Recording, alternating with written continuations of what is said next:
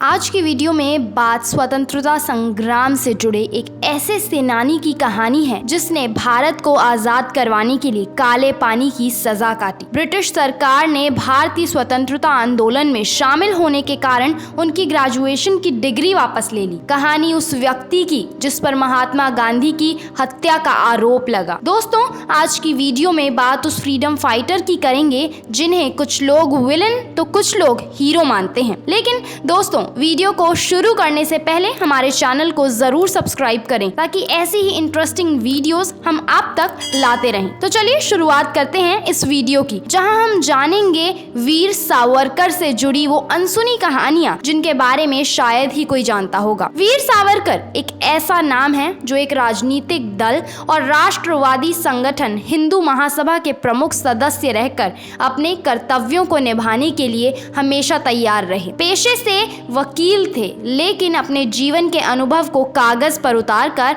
वो एक भावुक लेखक के रूप में भी उभर कर आए। सावरकर ने कई सारी कविताओं और नाटकों को अपने शब्दों में व्यक्त किया। इनके लेखन हमेशा लोगों को सामाजिक और राजनीतिक एकता के बारे में बताते रहे हैं। स्वतंत्र वीर विनायक दामोदर सावरकर, जिनका जन्म मराठी चित्पावन ब्राह्मण हिंदू परिवार में 28 मई 1883 को महाराष्ट्र के नासिक जिले में भागुर गांव में हुआ था। सावरकर के पिता दामोदर पंत सावरकर और माता राधाबाई सावरकर थीं। सावरकर के दो भाई गणेश, नारायण और बहन का नाम मैना था। इनके पिता दामोदर पंत उद्दट विद्वान होने के साथ श्रेष्ठ कवि भी थे। अपनी संतानों को संस्कारित करने के लिए वे उन्हें रामायण, महाभारत, छत्रपति वीर शिवाजी, महाराणा प्रताप और अन्य देशभक्त वीरों की कहानियां एवं गीत सुनाया करते थे। इन सब का प्रभाव उनके बच्चों के व्यक्तित्व में दिखने लगा था। विनायक की बचपन की गतिविधियां बता रही थीं कि ये बालक आगे चलकर भारत माता का साहसी बेटा बनेगा, जिसे लोग स्वतंत्र वीर सावरकर के नाम से पहचानेंगे। विनायक 8-10 वर्ष की उम्र से ही कविताएं लिखने लगे थे। इनकी कविताएं उस समय के प्रसिद्ध मराठी समाचार पत्रों में प्रकाशित होने लगी थी। मजे की बात तो ये है कि इनकी कविताएं छापने वाले संपादक भी बिना जाने ये नहीं कह सकते थे कि ये कविताएं किसी 10 वर्ष के बालक ने लिखी होंगी। इनके जीवन पर छत्रपति शिवाजी का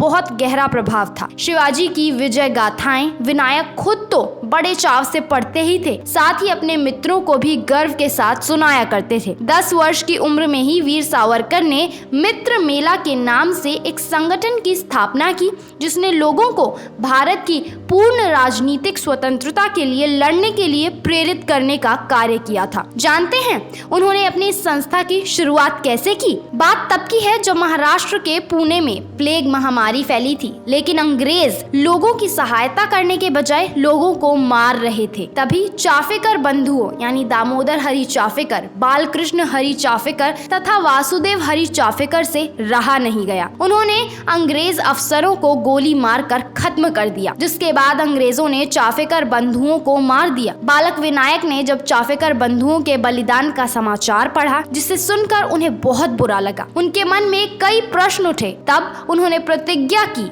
कि मैं उनके कार्य को पूरा करने में अपने प्राण तक दे डालूं। मैं उसे पूर्ण करूंगा, इसके लिए भले ही मुझे अपने प्राणों की आहुति ही क्यों न देनी पड़े। सावरकर को अपनी यह प्रतिज्ञा सदैव स्मरण रही। अमर क्रांतिकारी चाफेकर बंधुओं के बलिदान एवं शौर्य गाथा को जन जन तक पहुंचाने के लिए बालक विनायक ने पोवाड़ा की रचना की। महाराष्ट्र की यशो गाथा और शौर्य गाथा का दूसरा नाम है पोवाड़ा। वीर रस से भरी ऐसी शैली जिसे सुनने से ही आम जन में जोश भर उठता है। जिस आयु में बाकी बच्चे खेल कूद में मन लगाते हैं, तब विनायक देश को स्वतंत्र कराने और अंग्रेजों को भारत से खदेड़ने के लिए संगठन खड़ा कर रहे थे। अपने युवा मित्रों को साथ लेकर मित्र मेला संस्था के नाम से उन्होंने अपना पहला क्रांतिकारी संगठन बना लिया था। युवा अवस्था में पहुंचते पहुंचते सावरकर ने अपनी क्रांति को और बल दिया। अपने ग्रेजुएशन की पढ़ाई पूरी करने के लिए फर्ग्यूसन कॉलेज पुणे महाराष्ट्र से बैचलर ऑफ आर्ट्स में दाखिला लिया। किया। इस दौरान उन्होंने अपने दोस्तों के साथ मिलकर अभिनव भारत नाम की एक और संस्था की स्थापना भी की और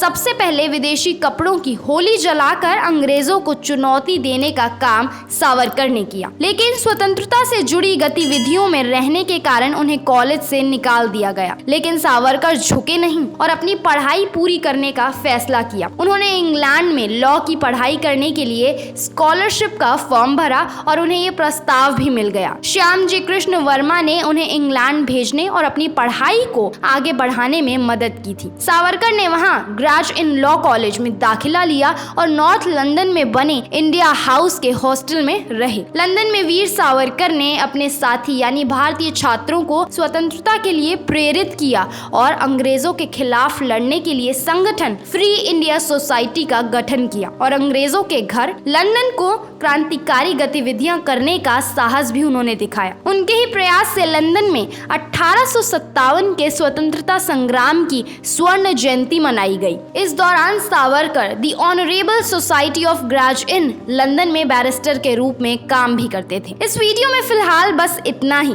अगली वीडियो में हम जानेंगे कि उनके भारत आने के बाद की कहानी कैसी थी और काले पानी की सजा से लेकर महात्मा गांधी की हत्या में नाम आने तक का उनका पूरा सच।